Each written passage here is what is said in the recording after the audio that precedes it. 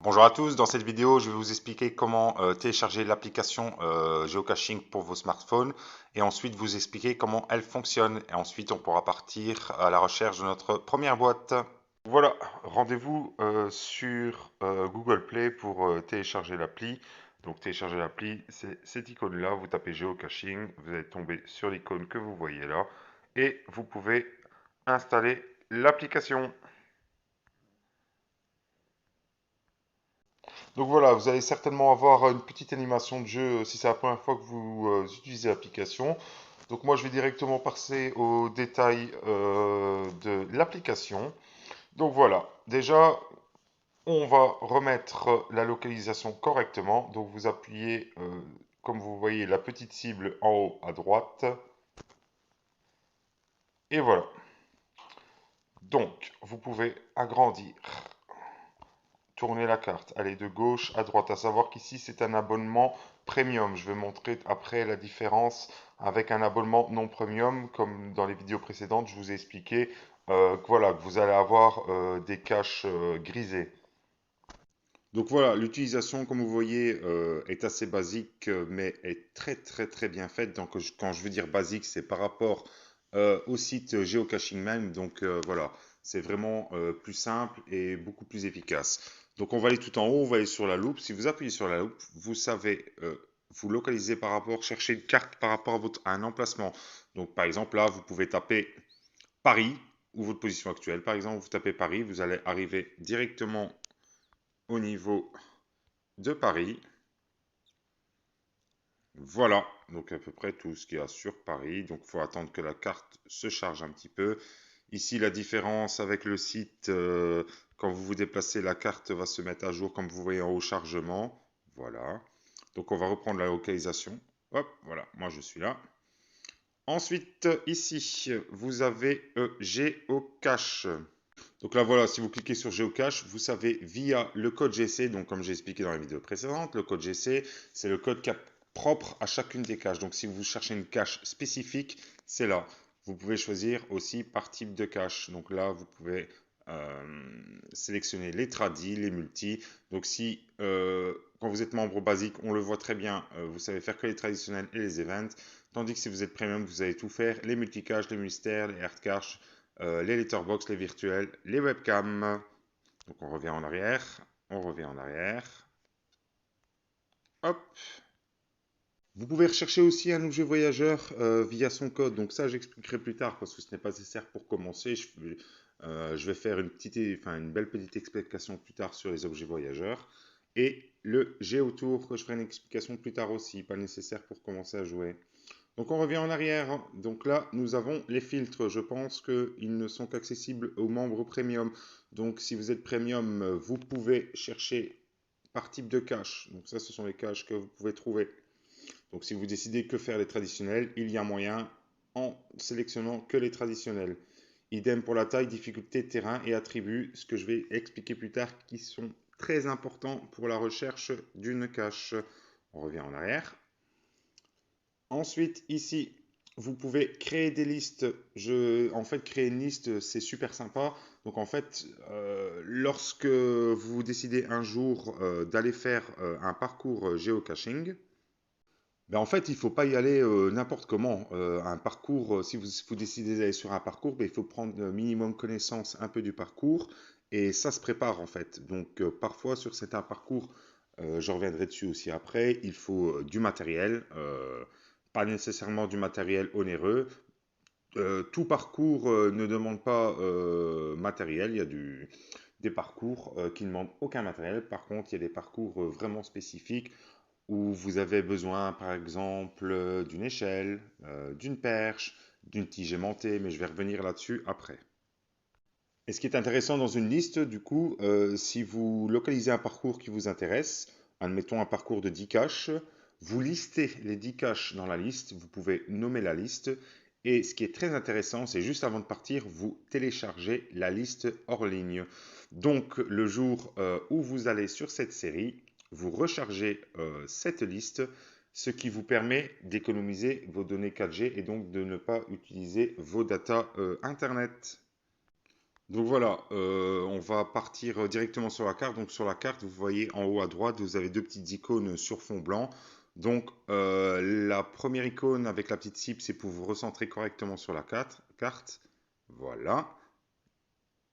Et la deuxième icône, c'est pour le changement de type de carte. Donc vous allez pouvoir voir la carte de différentes façons. Donc si vous cliquez dessus, Sentier, comme vous voyez, ça c'est un des avantages de l'abonnement premium.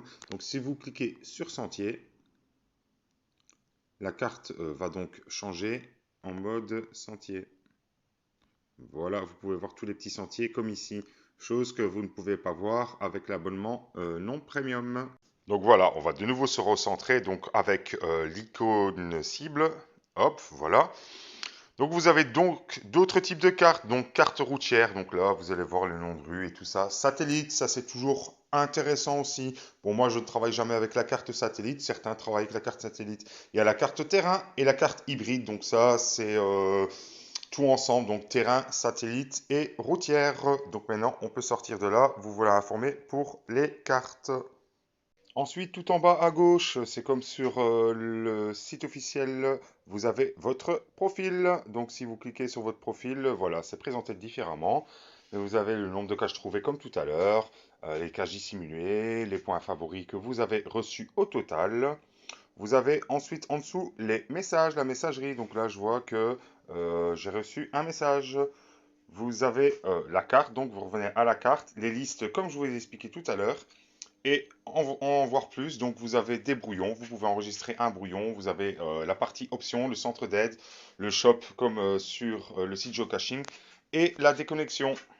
Donc maintenant, on va entamer la partie la plus intéressante du jeu, c'est d'aller chercher une boîte. Mais avant toute chose, il faut comprendre la page d'une cache, donc c'est un peu le même principe de la vidéo précédente qui était sur le site officiel. Donc on se recentre toujours. Je vais choisir une cache traditionnelle car on va d'abord se focaliser sur les caches traditionnelles qui sont les plus faciles à trouver. Donc je vais expliquer ce que c'est qu'une cache traditionnelle. Donc quand on débute, c'est beaucoup plus simple de commencer par les caches traditionnelles. Pourquoi? Une cache traditionnelle, vous allez aux coordonnées et la boîte se trouve sur place. Donc la cache traditionnelle est symbolisée par le petit rond vert que vous voyez avec une petite boîte. Donc je vais cliquer ici dessus. Voilà. Et vous pouvez maintenant accéder comme sur le site officiel Geocaching à la page de la cache. Donc on clique là. Hop là. Donc, vous voyez ici, sur la page de la cache, encore une fois, vous pouvez voir le nom, le GC de la cache, le type de cache. Donc là, il est marqué traditionnel. Vous pouvez voir y aller, log. Il y a eu 9 points favoris sur la cache. La difficulté qui est cotée à 2, le terrain coté à 1,5 et la taille petite.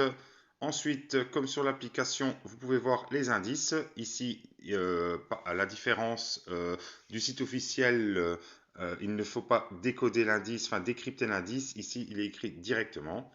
Contactez, contactez l'honneur si vous avez un problème. Donc, vous voyez le nom d'honneur et juste au-dessus avec la date de pause. Donc, vous pouvez voir aussi au-dessus une icône qui ressemble à une voiture. Donc, si vous cliquez là-dessus, vous allez avoir le tracé, le trajet même GPS jusqu'à la cage. Vous avez la boussole. Donc, ça dépend du type de smartphone. Donc, si vous cliquez dessus, vous allez avoir accès à une boussole. Moi, je n'ai pas la boussole. Donc ici, encore une fois, vous pouvez ajouter cette cache à une liste, mettre une note personnelle ou la partager. Donc on revient un peu plus en dessous. Donc les indices, le contact, j'en ai déjà parlé. Description, donc ça c'est comme sur la page du site web. Vous allez sur la description et vous avez effectivement la même chose. Donc comme tout à l'heure, je ne vais pas revenir sur toute la description. Mais voilà, ici c'est l'endroit de la description. Vous pouvez changer l'affichage aussi qui est comme ça. Bon, c'est beaucoup plus joli ainsi. Donc on revient en arrière, voilà.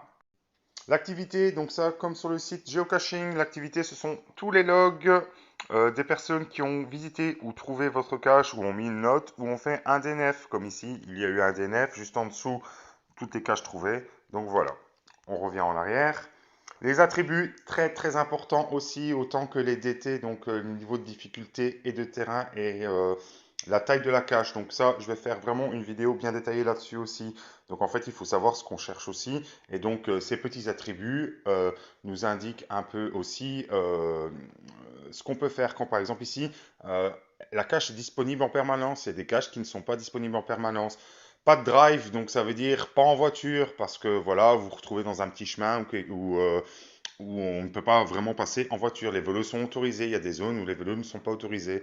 C'est une randonnée importante, donc ça veut dire soit il faut vraiment marcher longtemps, ou soit c'est une très grosse série, ou alors voilà, il y a 2 3 heures à marcher, par exemple en montagne, pour trouver la cache. Vous avez encore une fois les objets voyageurs, donc ça je ne vais pas expliquer maintenant parce que c'est pas nécessaire pour débuter le jeu, mais en tout cas c'est un truc, c'est quelque chose de très intéressant, c'est un petit plus du jeu, mais pas nécessaire pour commencer. Les waypoints, donc ça c'est très important aussi. Donc ici sur une cache traditionnelle, le waypoint en fait c'est la localisation exacte de la cache. La différence, par exemple, sur une mystérie, vous allez avoir un waypoint et qui ne correspond pas à la localisation de la cache, mais bien à son point fictif. Parce qu'une mystérie, à la différence d'une traditionnelle, vous devez résoudre l'énigme pour avoir les bonnes coordonnées. Donc, ce que vous pouvez aussi avoir comme waypoint, c'est par exemple, l'owner vous a indiqué un parking pour vous garer. Donc, vous allez sur une série de 10 caches, 15 caches ou 20 caches. L'owner vous a fait un waypoint parking. Donc, vous déposez votre voiture là, vous faites le tour de la série et vous revenez à votre voiture. Donc, vous avez aussi ouvrir dans le navigateur. Donc là, si vous cliquez là-dessus, vous allez ouvrir la page web du site officiel Geocaching, signaler un problème. Ça, c'est la même chose que sur le site officiel Geocaching. Donc là, si la cache est endommagée, si le logbook est plein, attention encore une fois, ne pas en abuser. Mais avant d'aller à la cache, avant de partir à la recherche de boîtes, il va falloir d'abord rentrer dans les détails de la difficulté et du terrain, de la taille et aussi des attributs. Une fois que vous aurez bien compris de quoi on parle quand on parle de difficulté, de terrain, de taille, de type de cache et des attributs, alors là, je vous montrerai comment aller chercher votre première cache.